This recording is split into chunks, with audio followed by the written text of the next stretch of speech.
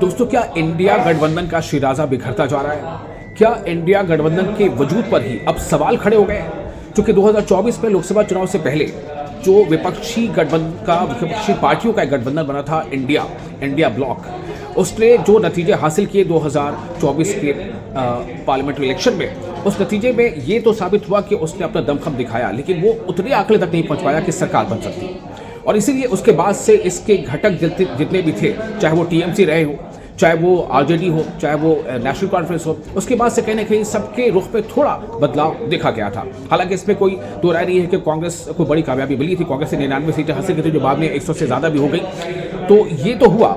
लेकिन इंडिया गठबंधन का स्वरूप जो था, अब सवाल ये उठ रहा है कि क्या ये सिर्फ और सिर्फ पार्लियामेंट्री इलेक्शन को लेकर के था गठबंधन, या फिर ये जो विधानसभा के चुनाव है उनके लिए भी था। चूंकि हमने हालिया जो चुनाव अभी हरियाणा का देखा, हरियाणा में जो चुनाव हुए उसमें आम आदमी पार्टी ने तमाम सीटों पर अपने उम्मीदवार उतार दिए। कांग्रेस ने अलग चुनाव लड़ा, जबकि आम आदमी पार्टी और कांग्रेस दोनों इंडिया ब्लॉक का हिस्सा है।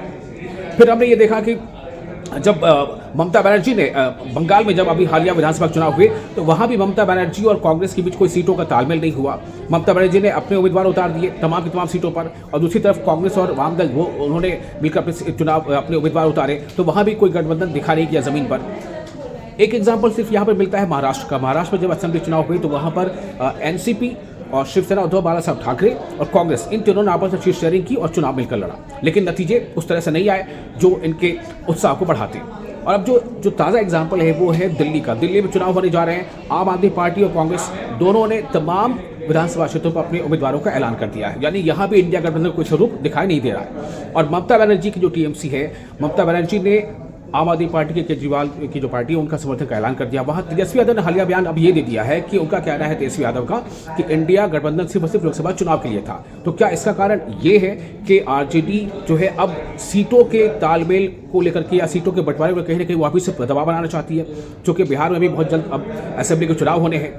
एक एग्जाम्पल यहाँ पर मिला इंडिया गठबंधन का, जहाँ पर इंडिया के जो घटक दल है उन्होंने मिलकर चुनाव लड़ा था, वो था जम्मू कश्मीर नेशनल कॉन्फ्रेंस और कांग्रेस दोनों ने आपस से मिलकर सीट शेयरिंग की थी, लेकिन नतीजे एनसी के मुताबिक उतने खातिर खा इसलिए नहीं रहे चूंकि कांग्रेस ने उतनी मेहनत नहीं की जितनी उसको करनी चाहिए थी अपनी सीटों के हिसाब से।